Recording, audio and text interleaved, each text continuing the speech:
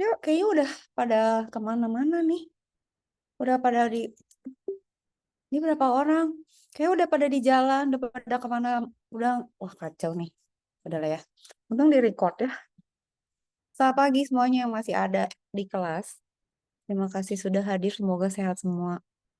Oke, hari ini sambil mulai ya. Hari ini tuh topiknya, saya mau masuk ke topik yang ini. Hold on. Kok ini ya? Sabar, sabar. Kita tuh hari ini ya. Nah, ini tuh banyak topiknya, banyak contohnya juga. Jadi nanti saya sambil dongeng juga. Tapi sebelum itu, saya mau ngebahas yang kemarin saya tip itu loh. Ntar saya taruh dulu ke sini. Ini sama ini. Udah nggak ada loh. Kan, bener kan loh, makanya. Makanya jangan marah-marah. Oke. Ya. Oke deh, nggak tahu. Kalian udah lihat atau belum? Tapi saya nggak tahu deh. Saya nggak screenshot juga lagi. Jadi, gimana caranya ya nunjukin ya? Sabar, sabar, sabar, sabar, sabar.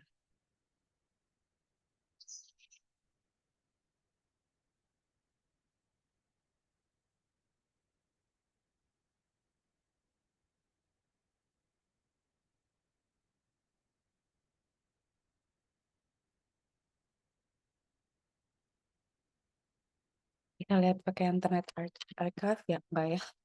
Link yang itu. Oke. Udah nggak ada. Oh. Nggak tahu karena saya report atau, or probably kita coba pakai, hmm, kita coba pakai, sabar ya. Sabar, bisa sabar nggak? Bisa sabar nggak? Bisa nggak? Ini masih ada nggak sih sebenarnya dia? Ya, tunggu ya. Sabar, sabar.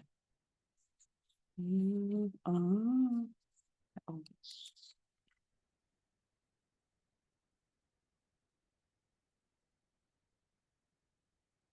Nggak bisa buka. Ada masih? Ah, bisa bisa. Oke, itu saya nggak bisa tampilin karena sama saya di report. Oke, ini ya, saya mau ngebahas ini. Kalau ada yang mau mau debat atau mau ada pendapat, saya nggak mau ngomongin teknikalnya ya.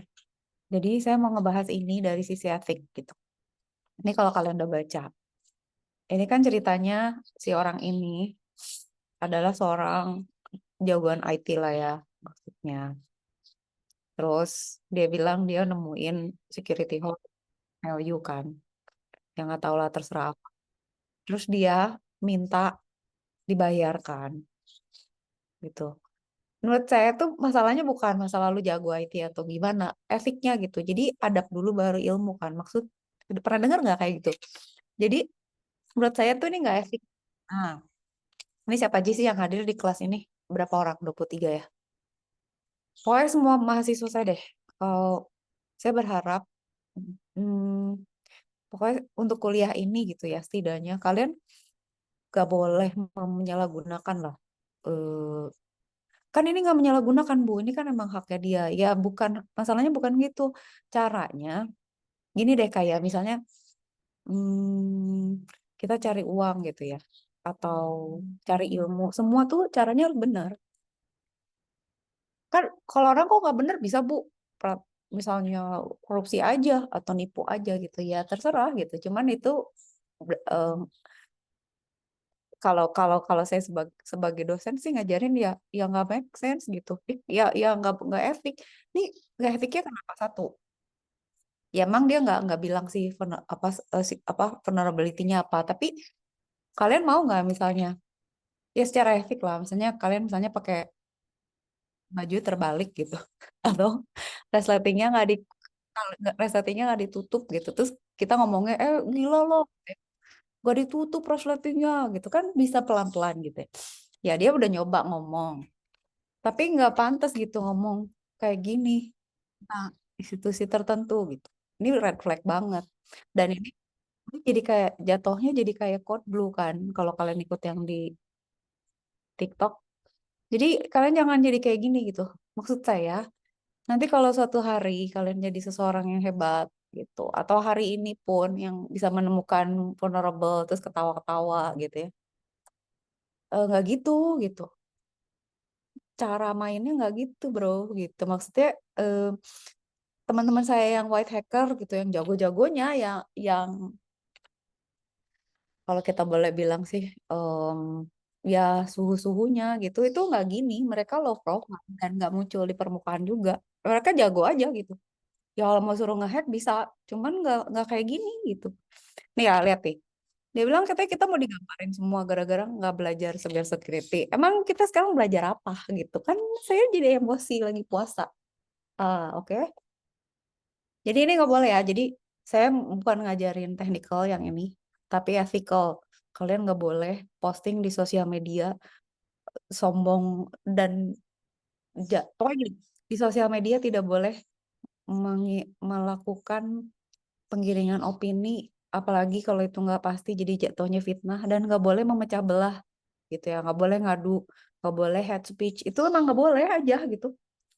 Beradab aja deh gitu, udah gede, udah sekolah, jangan kayak orang gila gitu. Ini kayak orang gila gitu. Ya, sorry ya Bang Amri. Soalnya ini makanya saya report ke LinkedIn. LinkedIn tuh juga sebenarnya harusnya punya filter. Lu tuh platform buat cari kerja, buat kasih profil. Ya profesional aja dong. Kalau ada orang yang opinionated udah gitu menggiring opini,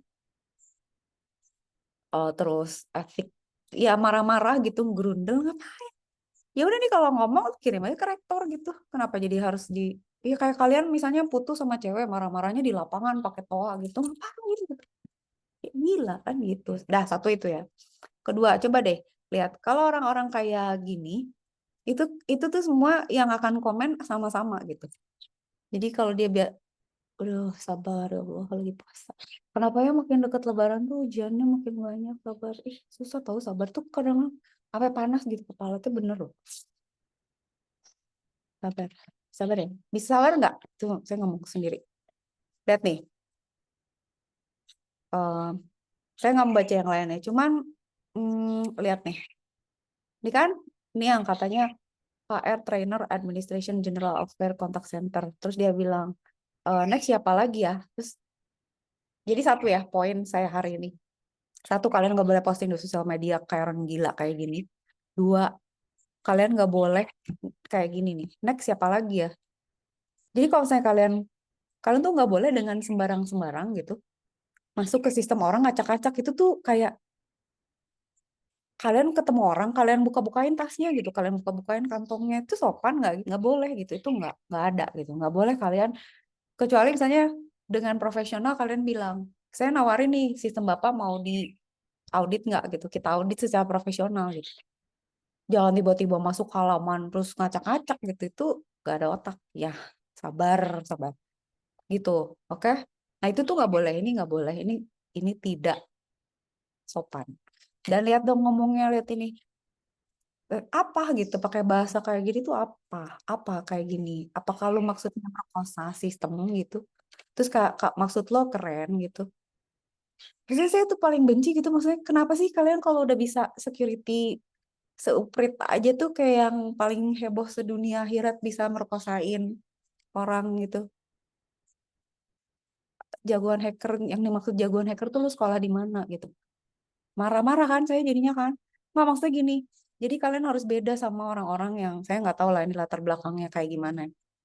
Orang-orang ini eh bedanya yang sekolah sama nggak sekolah tuh, yang sekolah itu tahu etik, tahu sopan santun, tahu metodologi penelitian, eh, tahu alur yang sopan dan jelas gitu ya reporting. Saya tuh sampai nanya ChatGPT gitu. Soalnya memang ada aturannya kalau kita mau lapor itu tuh memang ada gitu, dan harus ada eh misalnya meminta duit, itu memang kita ngecek institusinya minta duit nggak gitu, ngasih duit nggak gitu. Kalau nggak ya jangan lah gitu. Ya bukan berarti terus lu acak-acak terus minta duit, itu mah namanya begal gitu. Ya pemeras aja gitu. I have no respect gitu ya. Oh, kayak gitu. Ya, udah ya, saya marah-marahnya udah. Ya pokoknya gitu ya. Tidak ada kayak gini nih. Nah, ini sama saya di report ke LinkedIn makanya nggak muncul karena menurut saya itu hate speech gitu. Ini tuh nggak mendidik dan nggak menyelesaikan masalah. Pokoknya mana sih tadi? Nggak hilang loh layar gue. Ah, ini. Terus kalian ada di mana sih ininya? Oke, gitu ya. Dan hashtagnya tuh apa gitu? Maksudnya gagal dapat THR, batal mudik ya lu aja. Makanya ah, udah. Saya cari duit yang bener. Sabar. Nah, satu lagi. Terus gini ya, ini kan kita hari ini mau masuk ke materi. Oke. Materinya itu tentang macam-macam lah. Ada jadi sistem kan, saya warning kan di depan kuliah ini. Kita tuh ngomongin sistem. Jadi sistem tuh mulai dari network, mulai dari komputernya, arsitektur sistem komputer, arsitektur networknya, sistem komunikasi, gelombang, protokol, kriptografi, apalagi kebijakan itu tuh ada di kuliah kita gitu. Jadi segala macam bisa. Nah, termasuk ini gitu. Kemarin kalau saya sih nggak temenan sama hacker-hacker yang kayak gini-gini ya, sorry. Ada satu hacker jagoan. Sebenarnya dia mungkin nggak dibilang hacker ya, tapi ahli cyber security lah gitu ya. Sekolah dia gitu. Di polisi tanya ke dia, ini bener nggak sih gitu. Baik BTS ini bisa dilakukan atau enggak? Kalian tahu BTS kan? Base Transceiver Station BTS yang kalau kalian ngerasa isinya kok jelek ya gitu, itu karena BTS-nya mungkin jauh gitu ya. Itu dia penguat sinyal untuk sinyal telekomunikasi kan yang power gede itu. Ini tuh ini saya kasihkan karena mungkin nggak sih gitu. Nah, kalian kan kemarin udah belajar ya uh, spoofing gitu kan, belajar phishing gitu, belajar phishing ada yang phishing ada casing gitu kan yang pakai telepon. Nah, itu yang kalian mesti pelajari dari sistem gitu. Jadi tingkat ke apa vulnerability itu ada di mana? Mungkin nggak sih BTS itu dihack gitu. Nah, kemarin juga saya pernah lihat juga, tapi di TikTok. Bentar ya. Hold on. Tunggu ya, tunggu. Kita kan harus saya cari dulu ya. Saya cari dulu, hold on. Saya cari dulu. Ah, ini. Bentar ya, saya harus share dulu.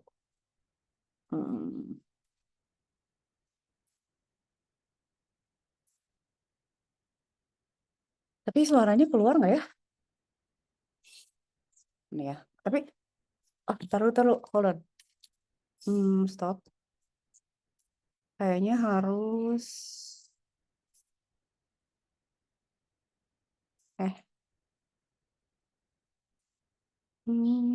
Share sound. Bisa beda nggak ya? Oke. Gitu.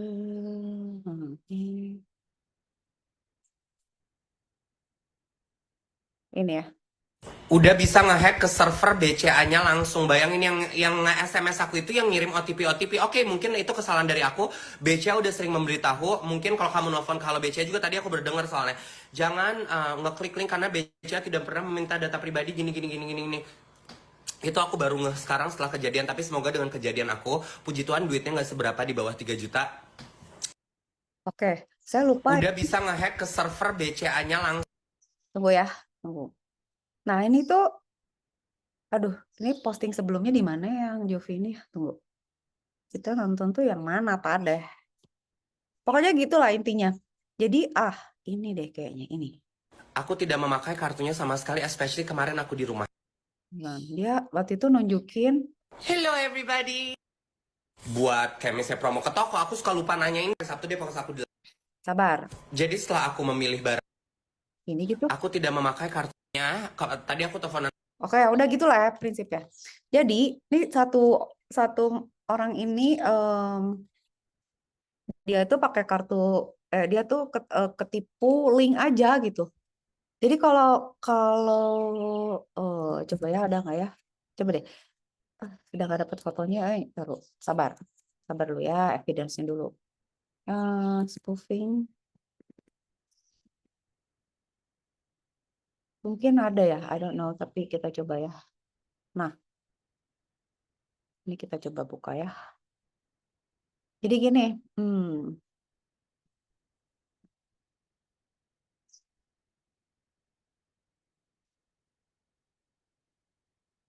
yang si Jovi itu nggak ada ininya. Oh, tapi gini, intinya SMS itu sama SMS yang nyimpen OTP gitu kan.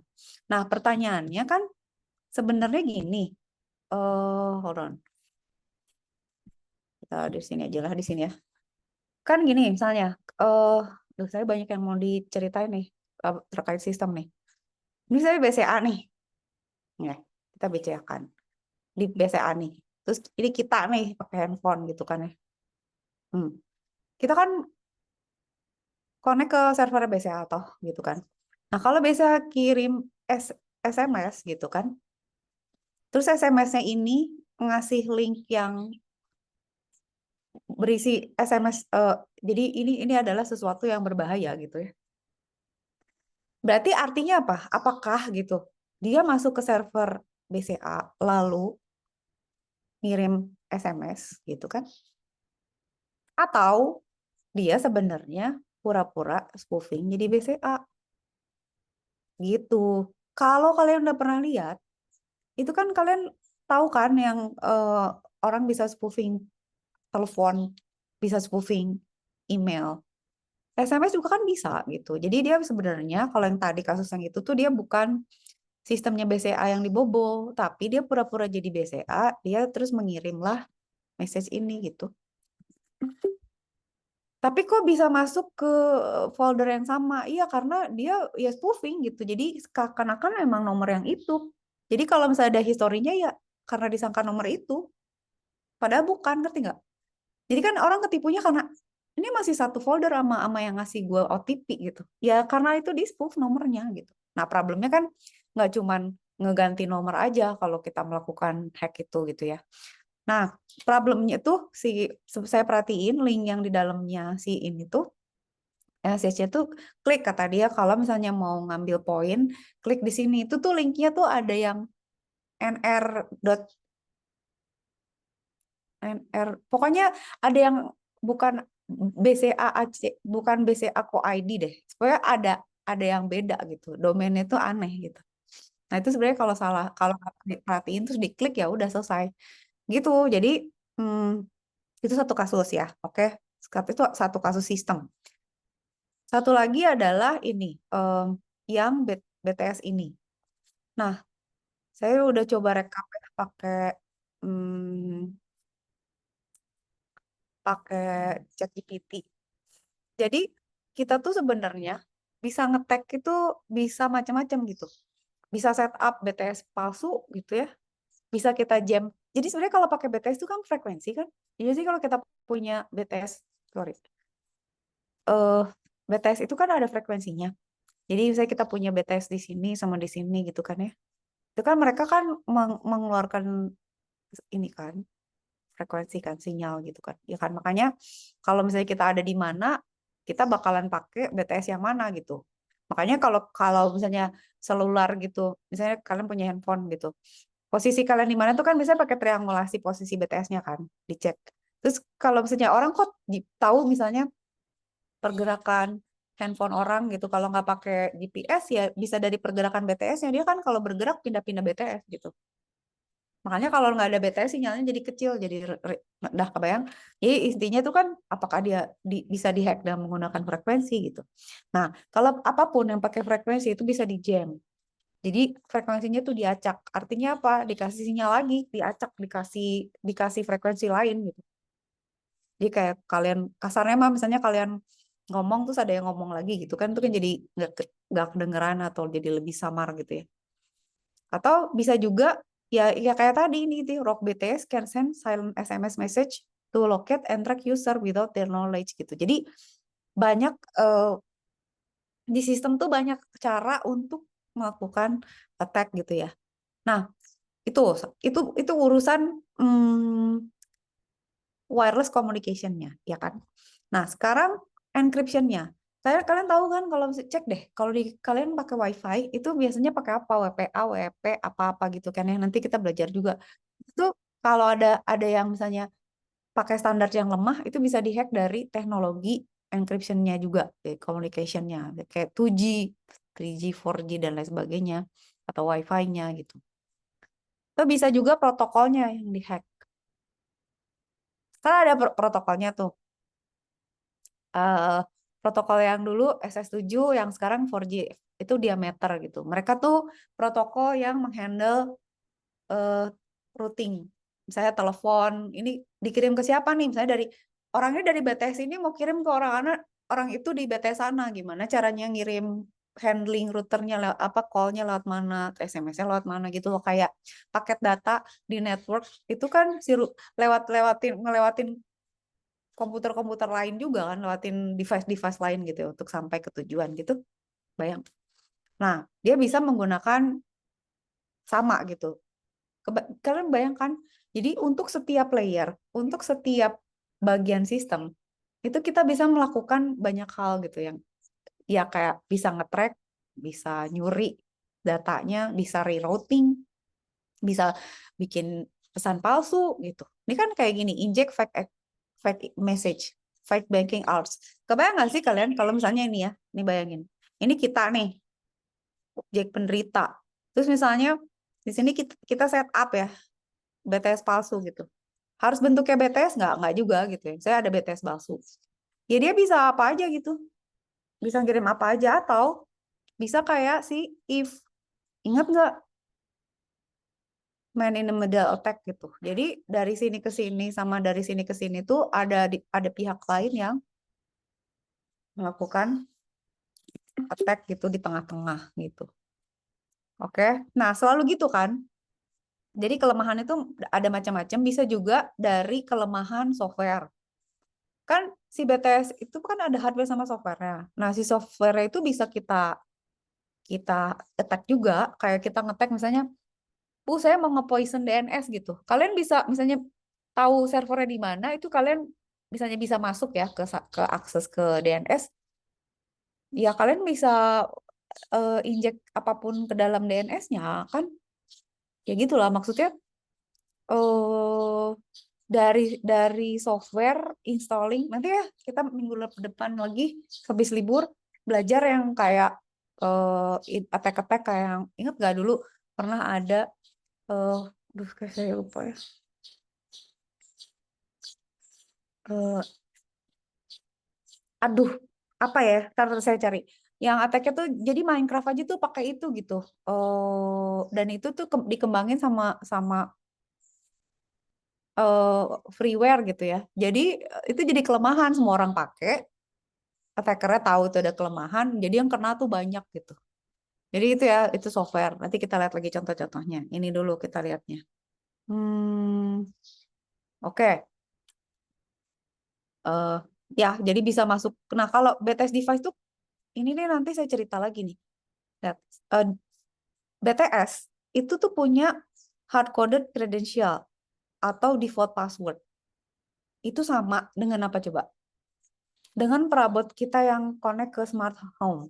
Jadi kayak misalnya kulkas kalian tuh login ke Gmail kalian, itu kan hard-coded credentials. Dia bakal nyimpen login kita kan. Kebayang nggak sih? Itu kayak kita nyimpen ngasih kunci ke anak kecil, ya, kata orang. Kak, Dek, itu kunci rumah ya? Iya. Boleh Om pinjam nggak bentar? Nanti dibalikin lagi gitu. Ya kayak gitu. Jadi kalau kita punya eh, apa ya, login atau verifikasi, tapi disimpannya di device yang gak secure gitu. Kalau BTS mah kali ya, BTS misalnya ya udahlah, software-nya disembunyiin di device-nya, digembok udah gitu, si BTS-nya dikasih pagar gitu, ya udahlah ya, kecuali lu bobol gitu. Cuma kalau kalau misalnya kayak kulkas di rumah orang gitu, terus kita bisa bobol wifi-nya, terus kita bisa masuk ke kulkasnya, kita masuk ke firmware-nya, ya ketahuan lah user apa passwordnya dia, apapun yang dia pakai verifikasi gitu. Kebayang nggak? Jadi saya tuh maksudnya gini, kalian kalau membayangkan secara sistem, ya bisa di-attack mana aja gitu. Jadi juga nggak usah sok pinter juga, misalnya, gue pinter gaun, ada ChatGPT juga, semua orang bisa baca gitu, bukan lo doang yang pinter. Nggak usah juga bilang se setel you mau diajarin gelut lah, gelut aja Pak, Bang, mendingan sama gue. Daripada lo cocot, mending beranteman aja. Masa disuruh ngadep dia belajar kamsis, gila, lu S3 bukan? Nah udah, kalau bukan nggak usah ngomong. Aduh, sabar ya Allah. Physical tuh atau physical attack ya selalu. Kalau saya kita mau ngetek suatu sistem, dia udah datangin aja sistemnya, bakar, gunting, cabut, matiin, udah gitu sih. Malah yang edan mah diganti aja gitu BTS-nya. Bisa kan? Nah, jadi nggak bisa gitu ya kalau kita mau manipulasi BTS hanya berdasarkan frekuensi. Itu tuh nggak bisa gitu karena memang banyak, ya harus sistem. Makanya kalau misalnya ada orang klaim, oh gue bisa ngehack sistem lu, ya emang gimana, ya lu bikin dong langkah-langkahnya kayak gimana yang jelas, skenarionya gimana, jangan cuma ngomong dong terus minta duit, ya kan, kayak gitu. Oke, nah jadi kalau misalnya kalian mau lebih detail lagi ya, fake cell tower itu dia dia punya, bisa setup macam-macam gitu. Dia bisa meniru cell tower. Jadi dia bisa pura-pura jadi BTS. Jadi device kita tuh nyangka dia itu BTS. Jadi device kita tuh komunikasi sama dia. Itu kayak sama aja lah, kayak kita ke rumah sakit terus ada yang pura-pura jadi dokter terus kita ngobrol sama dia gitu. Ya udah gitu. Sebahaya itu. Atau kita turunin security-nya terus dia bisa nge-track usernya. Nah, berarti kan ada ya countermeasure-nya apa gitu ya. Uh, jadi kita bisa bikin rogue BTS di fake. Jadi sebenarnya sama kayak apa coba? Masukin WiFi kan. Jadi kita pura-pura jadi WiFi. Caranya pura-pura jadi suatu device apa? Ya kita bertingkah laku kayak dia di channel yang sama, kasihlah sinyal yang sama gitu. Oke.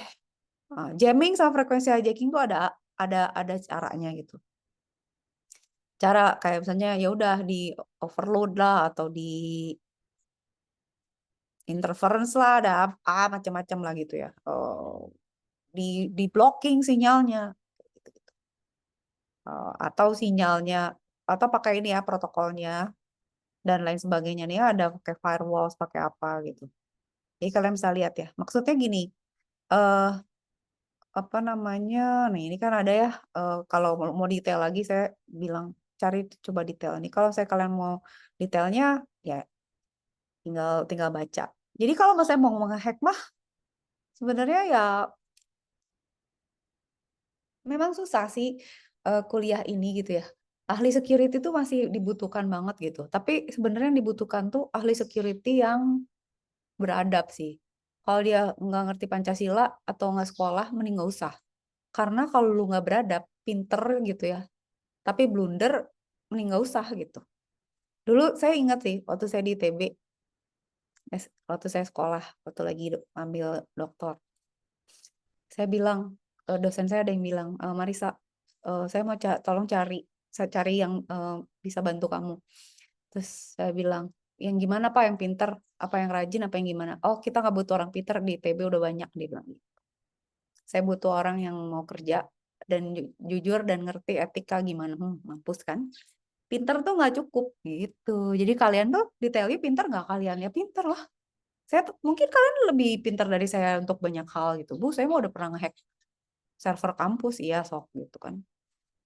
Tapi nanti kalau kalian kerja, itu kalau kalian red flag, mau nggak mau pasti di cancel orang gitu. Ya terserah sih kalau mau hidupnya dalam keadaan red flag gitu. Misalnya meres orang, nipu, atau misalnya licik, atau ya gitulah ya, terserah sih. Cuman biasanya kalau reputasinya jelek, orang nggak akan rekomen. Terus ya udah nanti mati aja karirnya. Ya terus aja nanti jadi kayak gitu aja. Ya udah temennya sama begal-begal, terus ya kerjanya nggak begal. Kalau ya kalau nggak bablas kenapa gitu, kena pelanggaran atau dituntut orang. Begitu ya. Jadi hari ini kita menyambut mengakhiri bulan puasa dengan marah-marah. Ibu Marisa nih kita mau mudik ke mal, dia malah ngomel-ngomel katanya. Iya, soalnya emang harus diluruskan nih kelakuan orang-orang nih. Meresahkan soalnya. Udah ya, sekarang kita ngomongin ini. Oke, ini Kak ada pertanyaan nggak sih? Apa saya nggak ditinggalin ini kan tidur kan? Siapa aja sih ada orang cek. Saya Bu ada Bid, warganya aman, Bid. aman Bu. Oke, oke. Ini aman ya?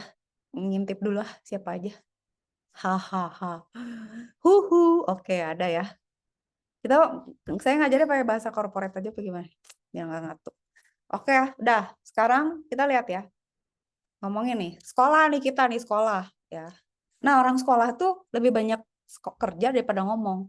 Jadi kalian tuh jadi gini, bekerja tuh dalam diam, biarlah yang berisik itu nanti kesuksesan. Jadi kalian nggak usah so postang-posting di sosmed apalah. Kalau cuman ya saya oh gue hari ini ngapain gitu buat nunjukin bahwa kalian punya kompetensi boleh. Tapi kalau udah over sharing tuh nggak usah ya.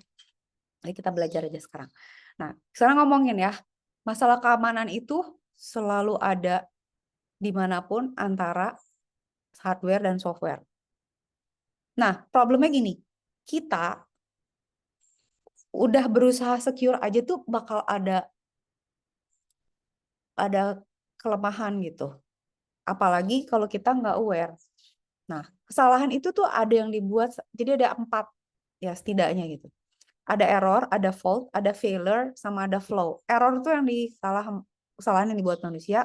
Fault itu salah proses atau data program gitu ya. Gara-gara error yang dibuat manusia gitu. Nah, kalau failure itu tuh kegagalan yang terjadi pada saat sebelum atau sesudah sistem kita di deploy gitu. Nah, failure, oh nih ada namanya juga fault ya. Fault ini tuh gimana sih? Jadi ada fault sama failure. Kalau fault itu yang lihat developer, kalau failure yang lihat user. Jadi makanya kan kita suka punya sistem beta dulu kan, ngetes testing dulu gitu karena pada saat delivery pas digunakan tuh biasanya muncullah failure ini gitu. Nah kalau dua-duanya fault sama failure itu disebutnya flaw. Itu istilah security engineer gitu ya. Nah sekarang kan ini yang kita biasanya nggak perhatiin gitu ya. Di programming itu kalau kita codingnya atau sistemnya semakin kompleks, itu biasanya apalagi misalnya ada bagian-bagian tertentu ya, itu susah gitu. Kita mencari letak apa ya, kemungkinan kesalahannya atau kelemahannya atau dan lain sebagainya gitu ya.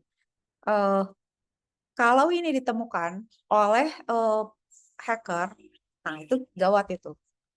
Nanti saya ceritain. Ini kalau ada waktunya kayak masih. Ya, nanti saya kasih contoh. Gitu ya. Jadi kalau flow itu kan nanti kalau ada masalah kan integritinya lah, misalnya jadi nggak akurat, nggak presisi, nggak konsisten gitu. Eh, maka itu bisa dijadikan untuk attack lebih jauh kan.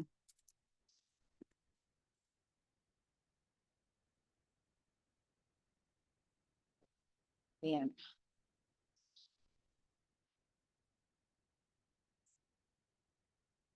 Oke. Nih ya, saya boleh nunjukin ini nggak? Kalian udah pernah dengar Ariane 5 nggak? Ariane 5 itu adalah roket yang meledak karena kesalahan, aduh mana ya yang bagus itunya? Karena kesalahan coding. Jadi, ini kan kalian lihat kan di sini. Integrity tidak hanya mencakup kebenaran, namun akurasi, presisi, dan konsistensi. Serangan itu kan nggak selalu misalnya kalian bikin coding. Nggak selalu bentuknya dihack sama security kan itu, ingat nggak? A-nya satu lagi apa selain authentication? Availability kan? Nah, hmm, taruh bugs of Ariane 5.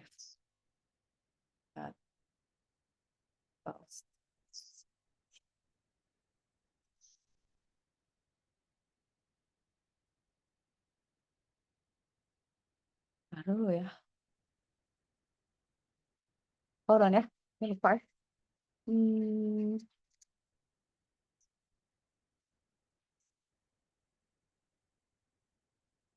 Oh, oh, oh. Tunggu. Varian 5 itu?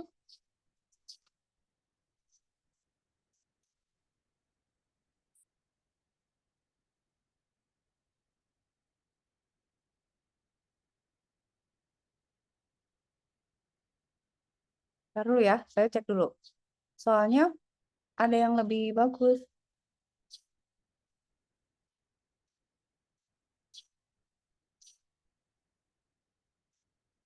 Nanti ya saya cek ya. Waktu itu ada deh, dia tuh lebih bagus ngejelasinnya. Tapi saya takut, nah ini.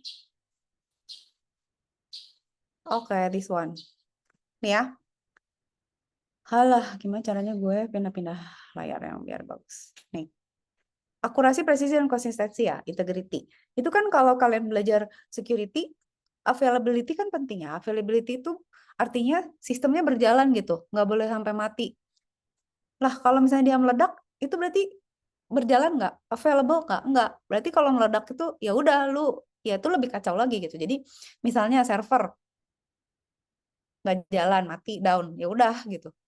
Lah, kalau misalnya pesawat terbang, roket meledak, itu udah sangat gak secure kan. Saya kan pernah ngomong, saya selalu bilang ke mahasiswa-mahasiswa elektro, bahwa gitu ya, kita sebagai engineer, superpower kita itu adalah problem solving. Tapi problem solvingnya itu harus secure gitu. Kenapa kita tuh kuliahnya ribet gitu? Kayak misalnya ada perancangan sistem digital, ada perancangan sistem analog, ada rangkaian listrik, ada arsitektur komputer, ada segala macam, ada elektromagnetik, ada security. Kenapa gitu? Karena engineer itu terbiasa memang harus detail. Kita tuh segala diukur kan. Arus diukur, tegangan diukur, panjang gelombang dilihat, arsitektur dibuat, protokol diverifikasi, ya nggak? Semua tuh harus terukur dan terpredik, benar nggak? Nah, pada saat kita melakukan coding itu kan ada bug ya. Ini si Arian ini itu adalah suatu roket yang akhirnya meledak karena si software itu salah gitu. Software salah. Jadi perhitungan trajektorinya juga salah. Jadi karena software salah, hardware-nya juga salah. Dia bikin jadi software baru, hardware-nya enggak. Software-nya 64 bit, hardware-nya 16 bit. Kebayang nggak? Jadi kayak kebayang nggak kalian numpahin ember ke gelas. Modal nggak? Modal. Nah, kalau modal mah tumpah gitu ya. Kalau ini kebayang nggak? Misalnya 64 bit, tapi representasinya cuma 16 bit. Berarti kan representasinya jadi kacau kan? Maksudnya tidak terwakili kan nilai 64 bit. 64 bit itu kan 2 paket 64. Jadi kebayang nggak? Misalnya kalian punya 8 bit, dimasukin ke 4 bit. Representasinya kan hilang. Kalau itu buat representasi kecepatan, misalnya atau XY, atau rotasi, atau apapun gitu ya yang buat navigasi, pada saat dia overflow, angkanya kan ngaco. Ya meledak lah, maksudnya dia bingung nih. Ya nggak tahu yang mananya ya gitu, mungkin pengaturan kontrol yang mana gitu. Tapi it ended up as an explosion gitu. Nah, itu yang maksudnya, yang dimaksud dengan kesalahan ini nih. Nah, yang mau saya garis bawahi adalah bukan attack tuh bukan selalu ada dari hackernya gitu, dari kebodohan kita juga ada gitu. Ya kayak tadi gitu. Iya, maksudnya gini, itu sebenarnya ya benar-benar sih, ya maksudnya can happen to anyone. Tapi sayangnya kok bisa gitu. Codernya apa nggak dites dulu gitu ya? Maksudnya hardware sama codingnya bisa nggak sama. Itu kayak mesin truk ditaruh di mesin motor gitu mau gimana? Atau mesin roket taruh di mesin motor. Ah, udah nggak tahu lah gitu kan. Nah, itu problem. Nah, si buffer overflow itu nih itu tuh jadi problem. Kalian belajar, kalau misalnya kalian belajar Arskom ya, atau arsitektur sistem komputer atau Orkom, organisasi sistem komputer gitu ya. Kalian kan diajarin overflow kan, kayak misalnya representasi integer tuh cuma boleh bisa berapa, terus representasi float itu kan pecahan terbatas kan, nggak semua representasi biner bisa mewakili. Nah, yang lemah dari komputer itu tuh karena dia digital. Kalian tahu nggak permasalahan digital itu apa? Representasi. Itu as simple as kenapa? Gak tahu, ada nggak sih kalian di antara anak kalian tuh anak-anak kecil ini gitu ya? Kalian tuh kecil banget kan sebenarnya. Ya Gen Z lah gitu ya. Pernah dengerin ini nggak sih piringan hitam? Kalian tahu kan piringan hitam yang kayak itu yang vinyl itu kan? Itu kenapa dia suaranya bagus? Karena dia analog gitu. Jadi dia semua frekuensi suaranya tuh terwakili. Itu kayak jam analog deh. Jam analog sama jam digital bedanya apa? Jam analog itu kan mewakili semua nilai kan. Kayak kemarin waktu saya ngajarin elliptic curve. Kalau kurvanya bagus nyambung gitu itu analog gitu karena semua nilai realnya terplotting ke dalam persamaannya. Kalau dia jadi elliptic curve itu kan dia jadi discrete, jadi digital ya. Jadi maksudnya finite field gitu ya. Nggak semuanya tuh terwakili. Jadi kenapa piringan hitam suaranya lebih bagus daripada digital player walaupun sekarang makin bagus gitu ya. Itu tuh rangkaian yang dibuat tuh komponennya susah loh itu buat bikin suara yang bagus gitu. Karena memang analog itu lebih apa ya, lebih halus gitu. Kebayang ya. Nah, buffer overflow itu kan pada saat apa ya, representasi fisik nggak ada apa saya besaran fisik nggak ada representasinya karena si komputer tuh cuma bisa 01, bener nggak? Nah, dia tuh nggak bisa mewakili semua nilai gitu. Satu ya, misalnya kalian punya nilai nih, gede banget gitu. Misalnya katakan 2/27 gitu, atau berapa gitu ya. Ini belum tentu bisa direpresentasikan ke komputer, integernya nggak cukup. Integer kita tuh yang ada di komputer itu nggak sampai 2/27. 2 pangkat berapa gitu, kebayang nggak? Kan saya soalnya pernah implementasi kriptografi tapi 2 pangkat 2 bisa deh kalau 27 2/299 sih. Itu mau saya implementasiin ke komputer gimana caranya? Itu saya pecah dan itu harus pakai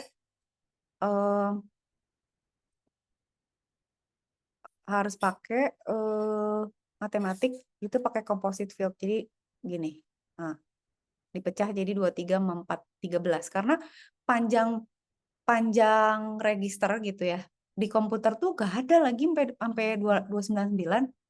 Emang ada gitu. Kebayang nggak? Jadi representasi di arsitektur komputer tuh juga nggak cukup.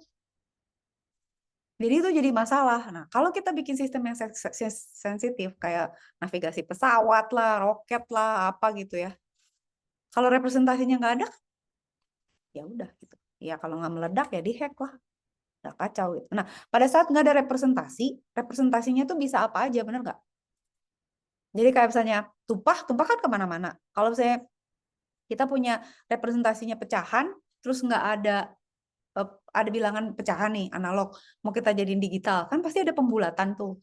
Nah, kalau misalnya programnya nggak apa ya, nggak yang sensitif kayak navigasi pesawat atau yang presisinya harus tinggi kayak misalnya robot operasi operasi gitu ya atau apa, itu sih nggak masalah ada pembulatan. Tapi kalau iya gimana gitu. Jadi ini tuh problem, ini tuh juga masalah security. Nah, kayak gini misalnya. Kalian kalau lihat ya,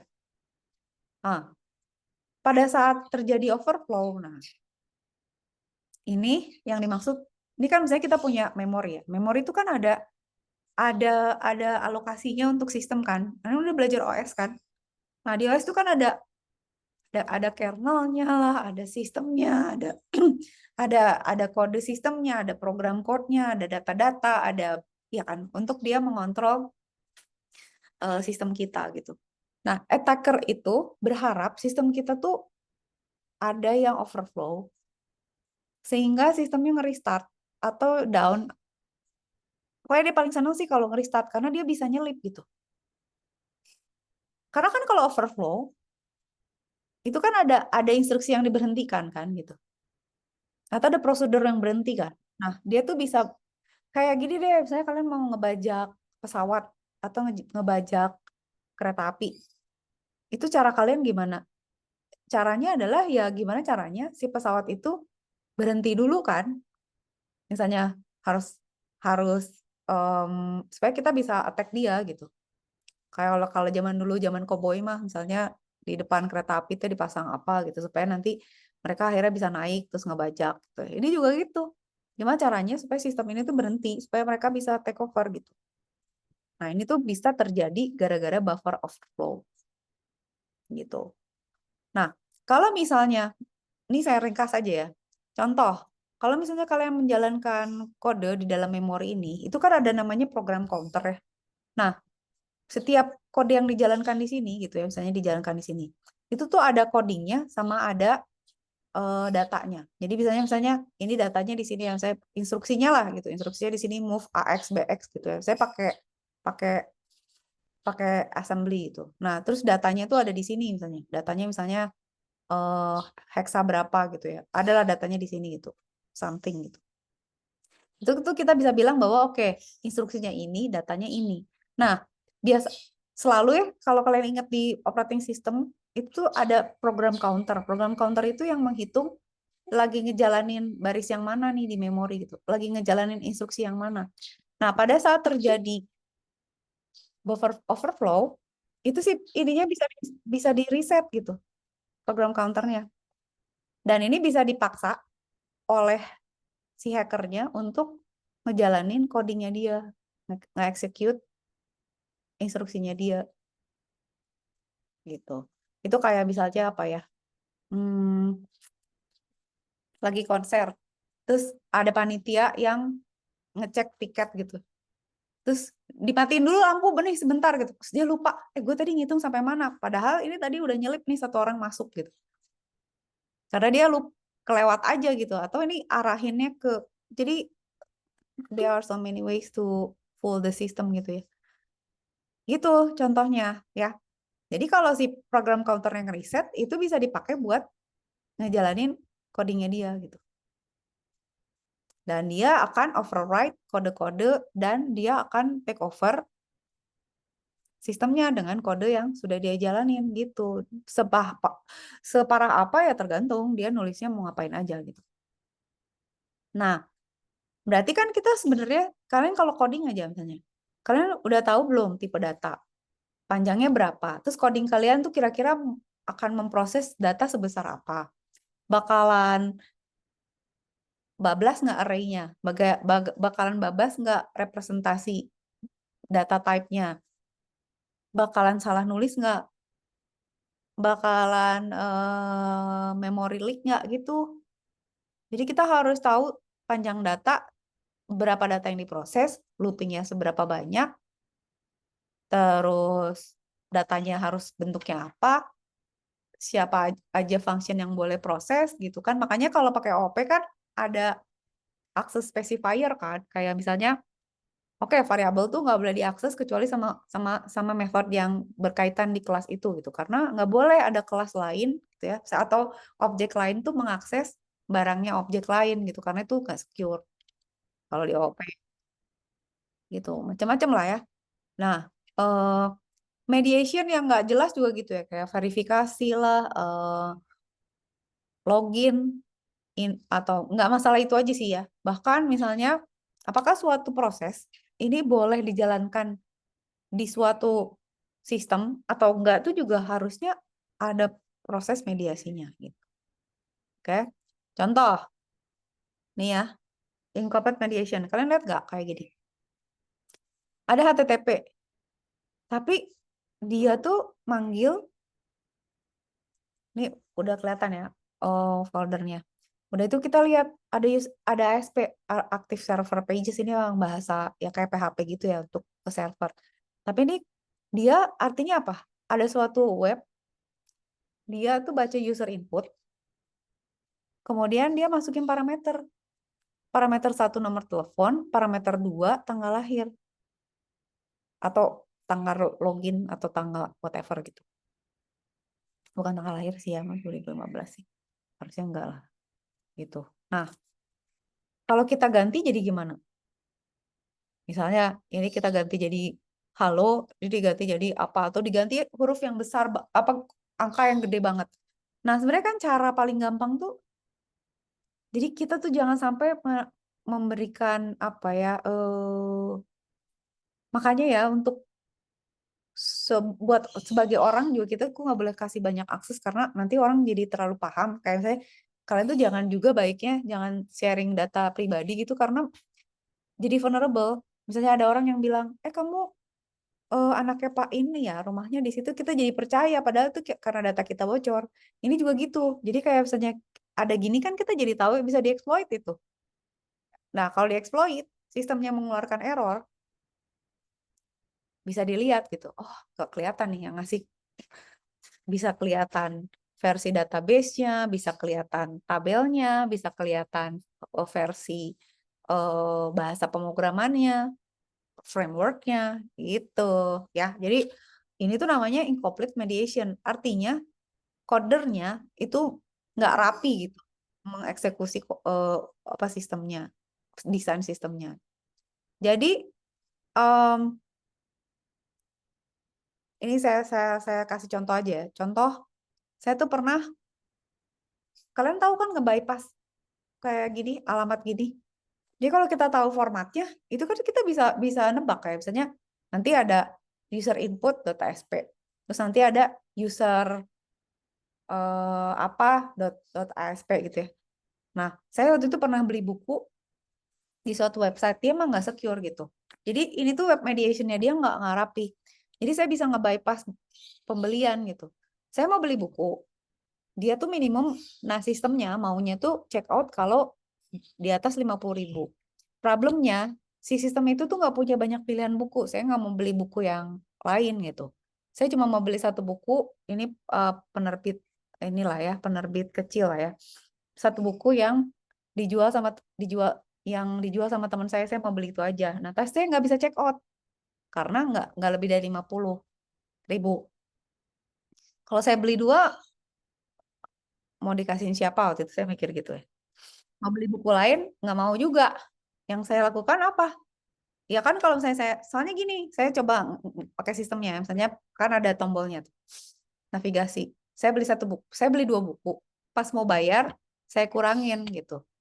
Tapi ternyata dia ngecek tuh si PHP-nya atau JavaScript-nya itu ngecek. Pas mau check out tuh, pas mau bayar, dia hitung lagi. Oh, lu di bawah 50 tuh. Oh, enggak. Jadi gini, sebelum bayar, itu kan saya beli dua buku tuh. Terus saya kurangin tuh. Cetek gitu saya kurang. Pas saya next, nah itu ada script yang ngecek. Nah dia nggak mau next nih.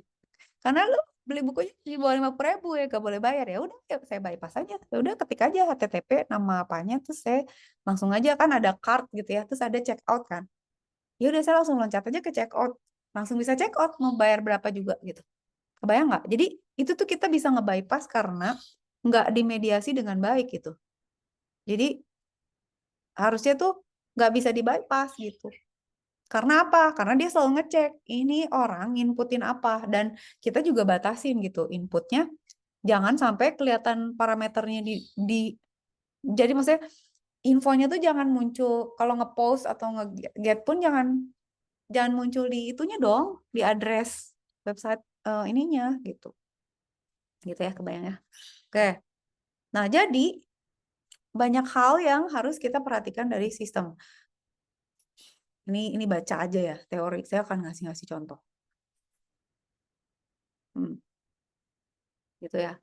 Nah, terus kadang-kadang kalau kita bikin coding, itu kadang-kadang kita suka bikin satu bypass atau apa ya, biar gampang gitu loh.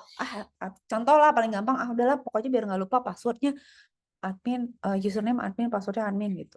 Nantilah kalau udah mau di serah terima diganti lupa gitu. Atau misalnya ada satu function yang harusnya gitu di bypass supaya cepet aja gitu biar testingnya cepet lupa.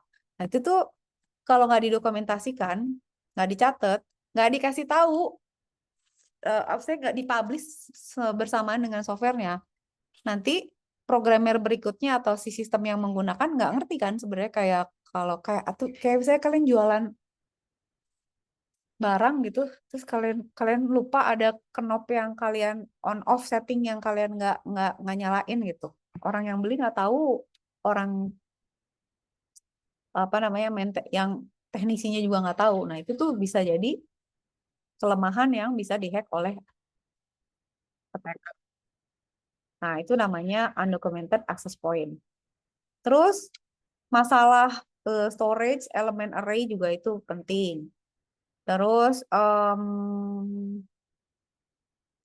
kalian pernah tahu ini nggak? Oke, kita juga bisa misalnya gini.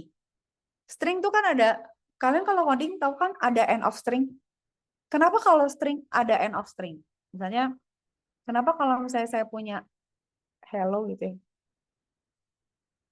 Ini kalau saya punya hello, itu dia sebenarnya itu berapa karakter sih? 5?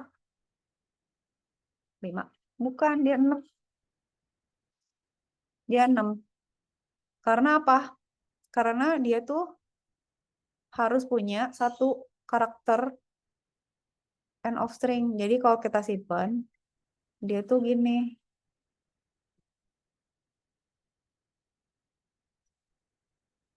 Ini. Nah, string itu kan harus ada gitunya. Kenapa? Supaya sistem tahu, oh lo stringnya panjangnya segitu. Kalau nggak ada end of string, gimana kita tahu ujungnya di mana? Kalau angka kan udah jelas ya segitu gitu. Tapi kalau string itu susah. Nah, kalau terjadi overflow terhadap string ini, nah itu bisa disalahgunakan menjadi attack lebih lanjut. Paling gampang itu adalah kita ngasih string yang lebih dari seharusnya gitu. Nih, misalnya kayak gini. Kita kan sebenarnya bisa ngebatasin ya supaya nggak sampai lebih dari seharusnya. Contoh, kita bilang ya, cara pertama itu adalah kita bedain gitu. Oke,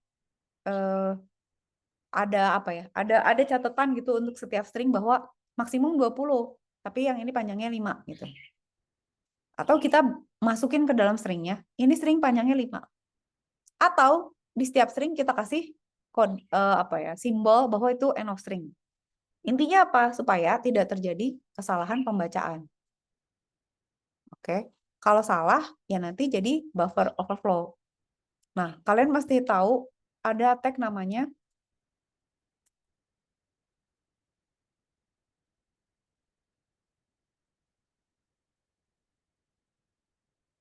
heartbleed. Ini memang beneran ada loh. Cuman saya ada contoh yang heartbleed tag.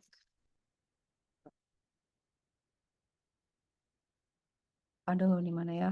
Ada kok saya ngajarin anak-anak security ya.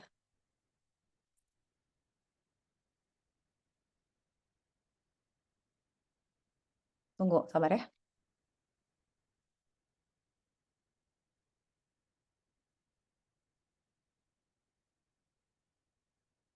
Jadi gini, server itu kalau nggak kita setup, itu dia kalau misalnya kita minta string yang jauh dari yang kita mau ya, itu dia bakal nge-spill semuanya. Kayak gitu emang. Tunggu ya. Blok.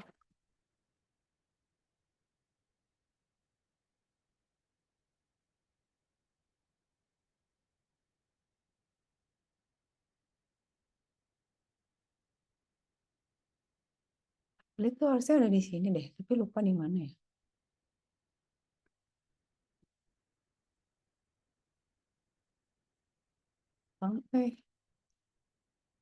Ini mana?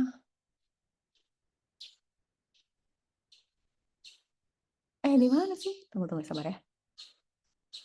Tunggu ya, tunggu. Saya pernah nyobain kalau nggak salah. Nah ini tuh lucu sih. Oh, atau nggak di sini ya? Sabar. Kalau ada bagus. Kalau nggak salah merah deh. Ini gitu.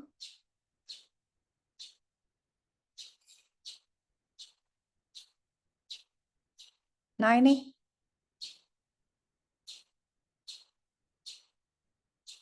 mana?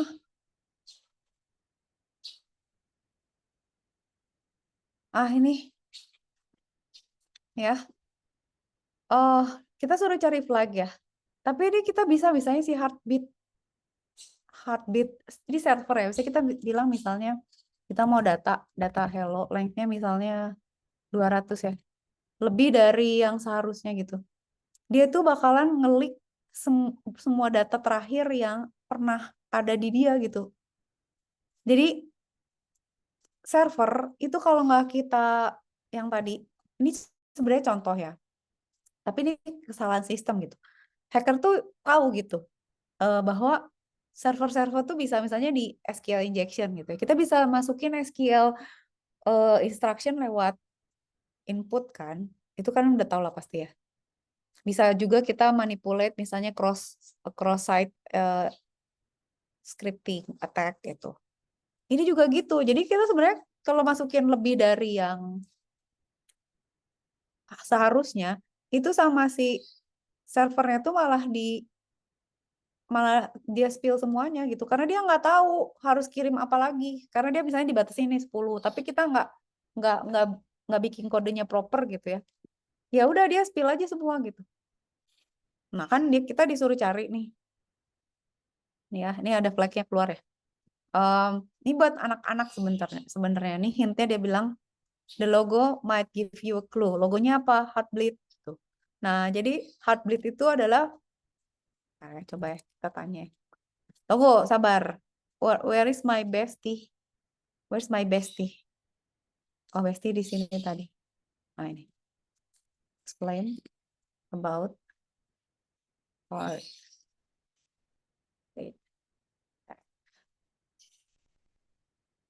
Nih. Dia tuh vulnerability-nya di OpenSSL. Ditemukannya April 2014 gitu. Di mana flow-nya adalah gitu ya. OpenSSL itu dia suka buka secure connection-nya open. Attacker itu bisa exploit kalau dia ngirim lebih dari sekian gitu kilobyte itu dia nggak akan di-authenticate. Nah kalau misalnya kita kirim misalnya gini ini kan kayak tadi persis kan kita bilang ini ada message kita bilangnya kan tadi saya kan bilangnya hello ya ini ada message sekian byte send it back gitu. Oke. Kalau kecil ya dia send it back hello lagi gitu tapi kalau besar dia nggak verify. Ini kan harusnya hello tuh 5 ya. Kalau saya bilang lebih gitu ya, kalau itu kan jadi lebih dari 64 kilobyte kan. Dia malah kirim semuanya, kebayang nggak? Jadi itu vulnerability-nya. Nah, the server will send back the leak memory. Jadi memorinya itu dia leak gitu. Apa yang bisa di-steal? Ya segala macem gitu. Jadi ini tuh sebenarnya contoh security flaws dan itu tuh kalau hacker-hacker yang udah jago dia udah tahu gitu. Misalnya sistemnya ini, oh di kelemahannya ini. Sistem ini kelemahannya ini. Gua testing pakai yang ini gitu. Nah, kalian harus udah siap gitu. Nah, ini kan kayak ini yang kita cari kan si flag ini kan. Flag masukin sini lah ini kan buat anak-anak sih sebenarnya. Tapi kebayangkan di sini kan ada data JSON orang-orang, alamat email, ada ini segala macam. Ada juga game yang nanti nunjukin nyari koordinat gitu ya dan lain sebagainya gitu. Alright. Itu ya. Nah, itu. Terus tipe data dan lain sebagainya. Terus misalnya race condition. Kalian udah belajar OS kan? Race condition itu pada saat sistem pusing gitu karena kita nggak define aturan yang jelas. Kayak antrian, pembagian resource. Nah, itu kalau udah pada race condition terus dia nge-deadlock, nah itu susah tuh. Nah, hacker atau attacker seneng tuh kalau misalnya sampai sistemnya ngehang. Nah, makanya OS yang bagus tuh jarang ngehang karena dia berarti jago gitu ngatur supaya semua sistem, semua proses yang ada tuh berjalan dengan baik semua gitu. Itu doang ya. Itu permasalahan tanpa gangguan apapun aja kita udah bermasalah. Belum lagi ditambahin malware. Nanti saya nanti saya coba tunjukin contoh virus ya. Bisa worm, bisa virus.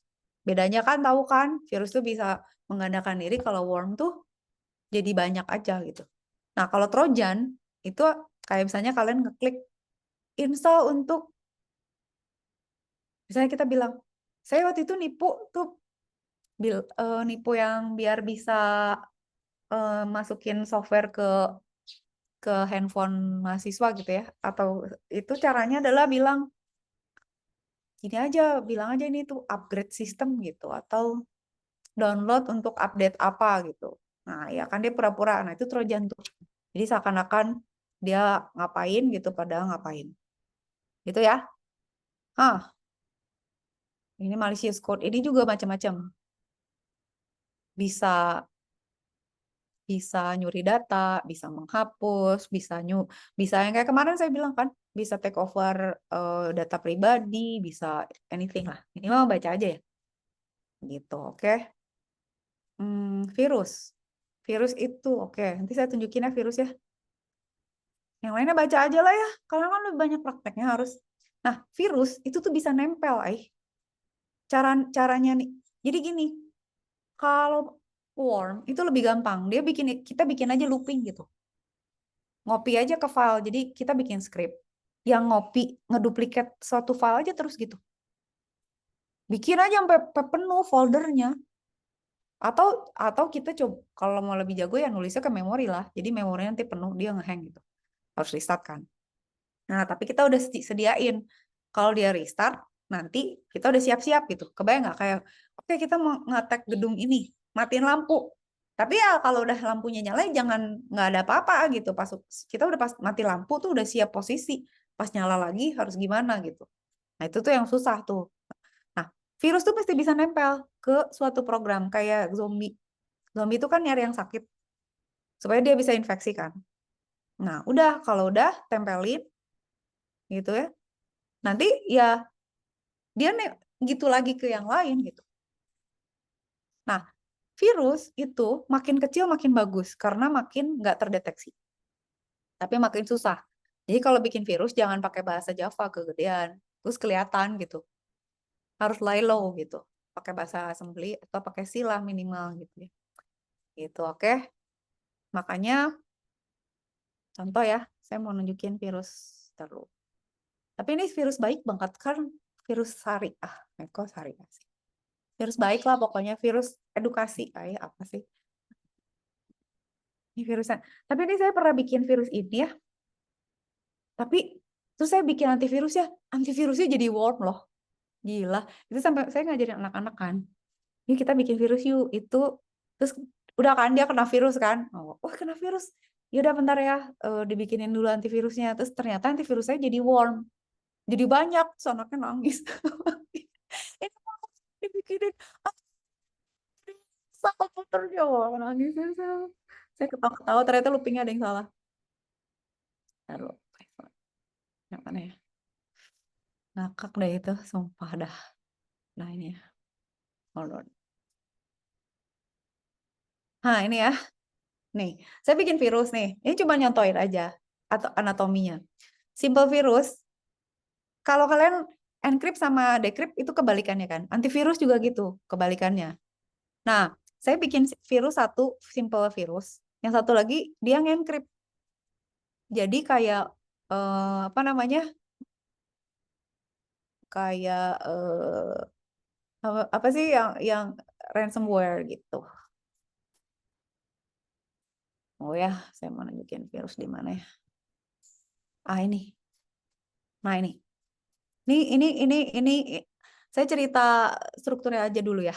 Nah, virus, simple virus. Ini simpelnya virusnya simple, pakai Python. Satu, dia tuh di bahasa yang nggak low level. Dua, dia hanya menginfeksi Python doang. Oke. Ketiga, dia cuman nempelin. Ini saya nggak bisa demoin sekarang tapi. Dia cuma nempelin bagian dari skripnya dia untuk menularkan ke dalam file. Jadi sama dia nggak ditimpa. Kalau mau lebih jahat, timpa aja gitu. Cuman emang si filenya jadi nggak bisa dijalanin karena jadi dikasih header. Jadi sebenarnya ini tuh ini si virus ini Ini kan misalnya ada coding apapun gitu ya. Nah, di sini tuh nanti ditempelin header yang nanti dia bisa menularin ke file lain gitu. Nah, waktu saya bikin virus ini, nah ini kalau kalian lihat ya, dia tuh ada beberapa part. Part pertama tuh nyari korban gitu. Ini tuh bikin list dulu. Jadi dia akan baca, dia akan mencari di satu direktori itu yang kalau saya itu cuma nyari yang Python aja. Terus dia nanti ngecek untuk setiap file ini tuh dia udah infected belum, taunya infected atau enggak tuh ada tanda signature-nya gitu. Jadi kalau dia udah signature, oh lu udah terinfeksi, gue nggak akan gitu. Nah nanti dia bikin list di mana di direktori ini file mana aja yang belum terinfeksi. Kalau udah, nah dia akan kopikan dia gitu ya ke file tersebut. Jadi langkah pertama tuh nyari dulu yang mau diinfeksi siapa. Sampai sini oke nggak? Clear nggak? Oke. Kedua ngapain? Kedua adalah melakukan infeksi. Nah, tadi kan saya bilang ya, satu, virusnya tuh baik karena dia cuma menginfeksi Python aja.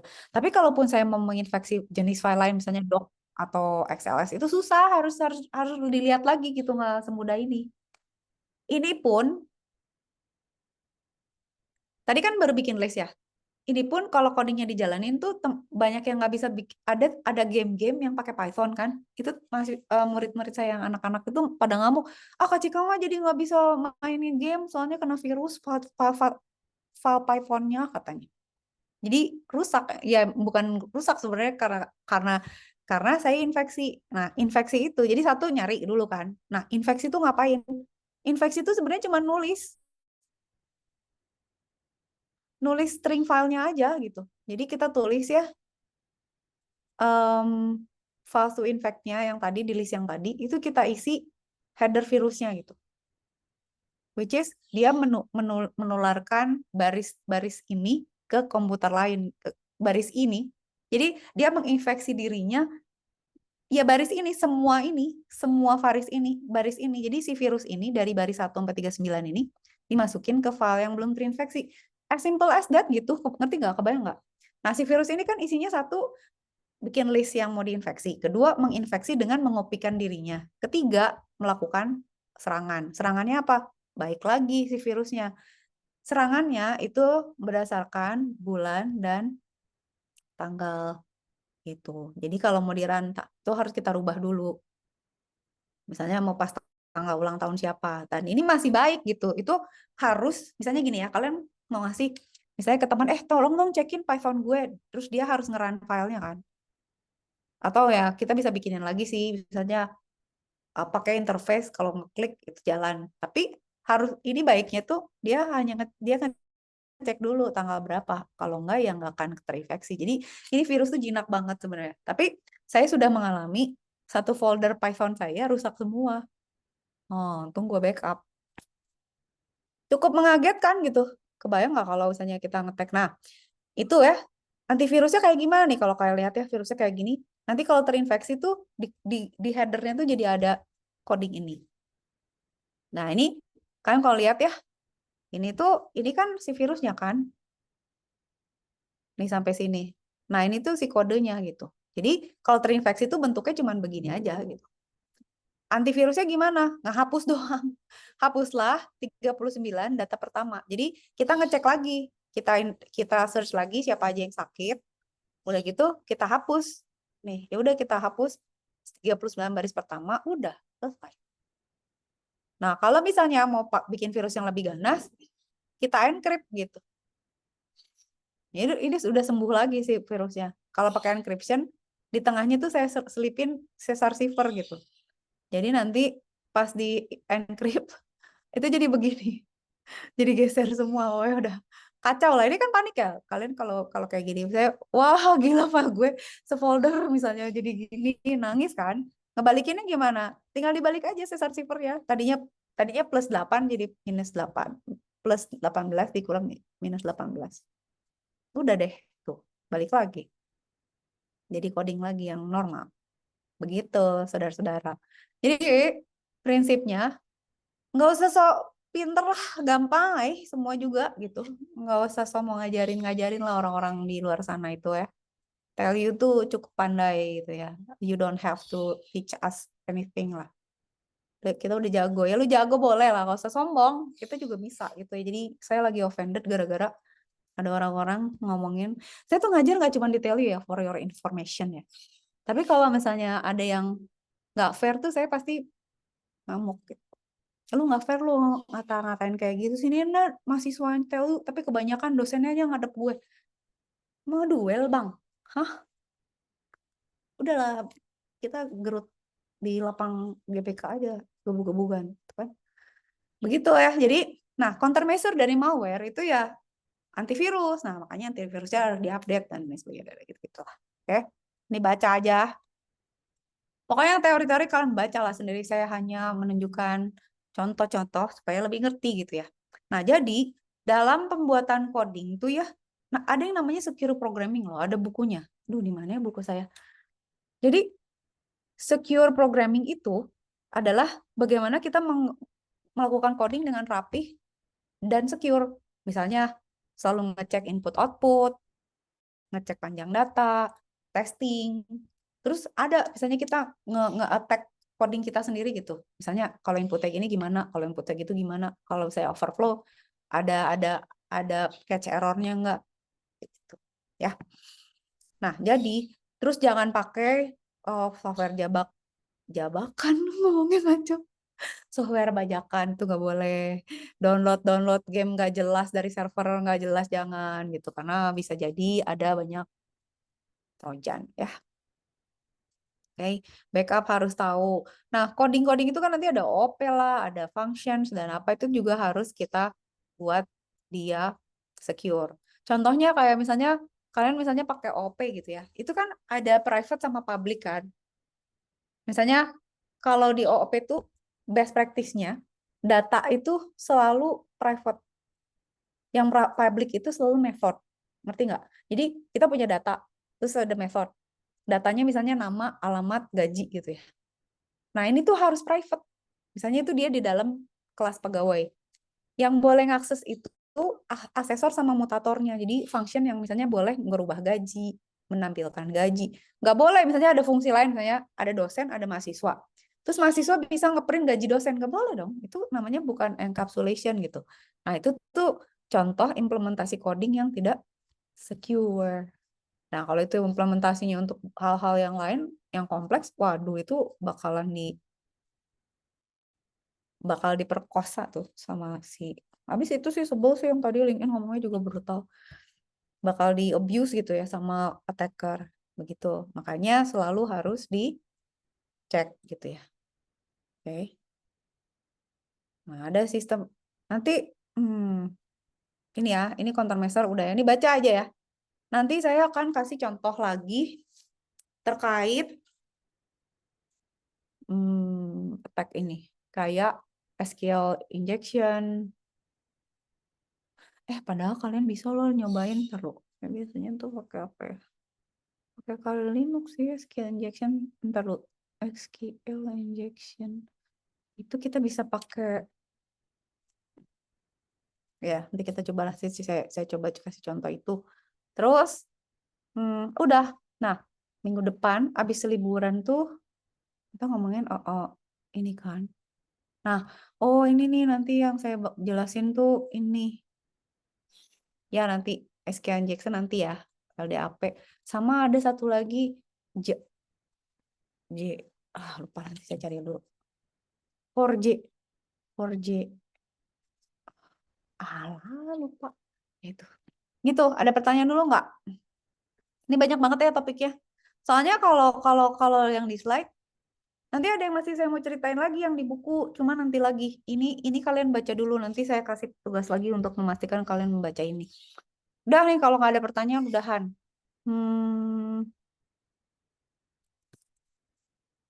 Nanti saya kasih tugas tentang secure programming aja. Oke. Biar kalian baca. Nah, udah. Nah, berarti kan kita libur nih. Sampai berarti masuk lagi tuh. Tunggu. kita tuh libur sampai tanggal 7 kan. Maksudnya berarti libur seminggu ya. Nanti kita masuk lagi. Jadi mohon maaf lahir batin, selamat mudik, selamat lebaran. Yang sabar. Padahal gue juga orang rehat gini ya. Yang sabar ya, semoga amal ibadahnya diterima. Semoga mudiknya lancar, yang mudik, yang nggak mudik ya udah gitu kan ya. Semoga pokoknya selamat libur lah intinya. Oke, nggak ada pertanyaan nih. Aman, Udah, Bu. Raihan aman, Ivan ya, Ivan aman. Siapa Iya, lagi? Bu. Udah, selamat, mohon maaf lahir batin, selamat Hari Idul Fitri bagi yang merayakan, selamat liburan. Bu, Apa, Muhammad Sandi? Sandi hadir, Bu. Kita belum absen, astaga lupa. Iya, Bu. Oke, maaf ya, saudara-saudara. Tunggu, bukan keburu. Sabar ya. Oh, tes dulu. Iya lupa belum absen, astaga gimana ya.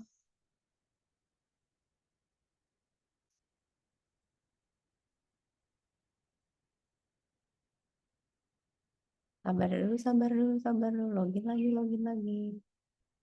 Sabar dulu. Bisa ada yang aneh kenapa gue kagak absen ternyata.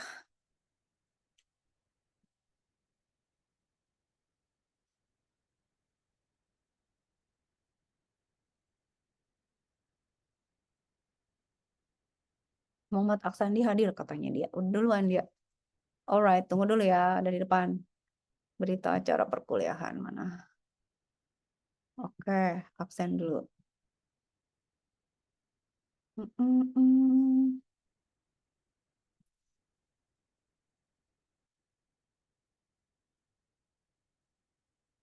Udah sen.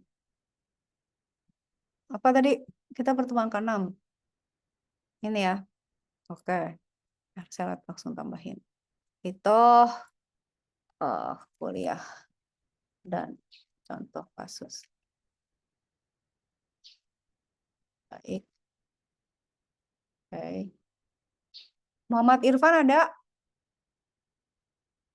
Abian ada? Rafli ada? Maulana? Abian hadir, Bu. Hadir, Bu. Rafli Maulana ada? Oke. Kenneth? Ken? Ada, Bu. Oke. Fadilah? Fadilah Putra. Juandra? Asik. Kok nggak bunyi? Dara? Hadir, Bu. Dara hadir. Raihan Salman? Hadir, Bu. Oke. Aksandi ada? Abid mana Bid? Ada. Hadir, Bu. Ya Abid lemes. Bid Udah Faza? puasa, Bu. Hadir, Bu. Udah tinggal sisa-sisa terakhir tuh. Faza lebih semangat dia. Abid udah lemes nih hari-hari terakhir udah pengen lebaran Dia dia. kayaknya haid, Bu, jadi nggak puasa. Oh Dara bener Faza bener. Aditya mana? Ada, Bu. Gandra main apa Roblox hah? Aditya ada. Faiz Bu. juga sayup-sayup Muhammad Afandi. Hadir, Bu. Mana ada bukti. Wah, Afandi melakukan memberikan apa ini screenshot ya? Oh, gila dibaca. Oh iya. Ya Bu, main game deh Bu. Siapa yang main game? Batal puasa nih saya. Afandi, Marahin Bu. makanya jangan pakai akun yang ketahuan orang dong. Akunnya. Tadi siapa? Oke. Kacau nih. Didrik, saya juga punya Roblox. Didrik mana?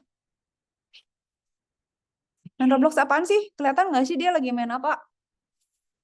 Didrik, nggak ada. Velma mana Velma? Hadir, Bu. Velma seger. Velma ada. Nakal awas ya. Kasih PR loh. Afandi suruh jawab pertanyaan. Abdul Rashid. Hadir, Bu. Abdul Rashid. Oke, dicepuin. Jaka nggak ada. Atala Hadir, Bu. hadir. Aisyah Hadir, Bu. Oke, Aisyah. Muhammad Alfat Hakim. Alfat mana? Nggak ada. Hadir, Bu. Oh, hadir. Raihan Ivando ada tadi. Ya. Zahra Ayudia Putri. Hadir, Ibu. Oke. Abdul Malik. Abdul Malik nggak ada. Nggak ada. Ya udah. Alip. Hadir, Bu. Lagi di mana, Lip? Kok bergema? Jangan bilang lagi pipis. Jihan. Hadir, Jihan. Ibu. Nggak hadir. Jihan hadir, Ibu. Kevin. Hadir, Bu. Oke, Kevin. Muhammad Harits tadi ada deh. Lihat. Ya. Hadir, Bu. Oke.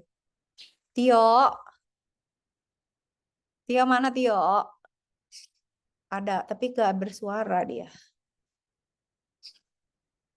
Hadir, Tio, katanya. Fajri mana? Hadir, Bu. Fajri ada. Egi. Hadir, Bu. Oh ya, hai Egi. Ezra. Mana Ezra? Ada Hadir, Bu. Oke. Ih, senyum-senyum dia. Sultan? Hadir, Bu. Oke, Sultan. Bayu. Bayu, nggak ada. Hadir, Bu. Oh, hadir. Oke, oh iya. Sabian? Nggak ada. Oh, ada. Berarti yang nggak ada Abdul Malik, Jaka, Lidrik, Juandra, Bu. Juandra. Ini Juandra ada. Juandra ada kan? Fadilah.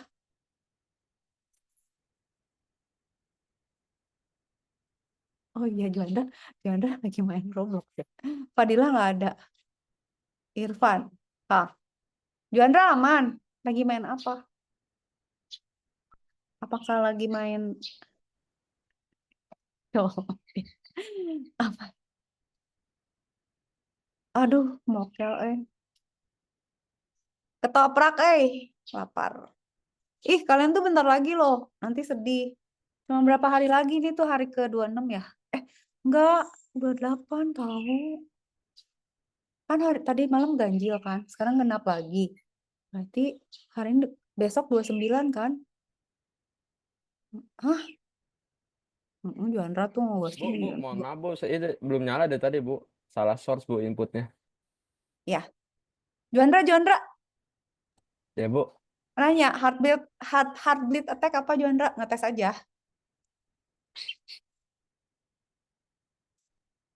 Juandra, jawab sekarang. Di chat ya. Ya udah, nanti aja kasihan yang lain. Ya baik Bu, mohon maaf Bu. Iya, Juandra nggak mau print. Oke, ya udah ya. Mohon maaf lahir batin. Selamat berlibur, hati-hati mudiknya. Selamat Lebaran yang merayakan. Terima kasih banyak atas hari ini. Semoga bersabar semuanya. Sampai ketemu lagi. Dadah. Nasib, Bu. Minal izin, Bu. Maaf lahir batin, Ivan. Dadah. Velma, maaf lahir batin. Semuanya maaf lahir batin. Dadah. Ada, Bu. Makasih, Bu. Terima kasih Bu, mohon maaf Bu saya Bu. Ya, Juandra, oke.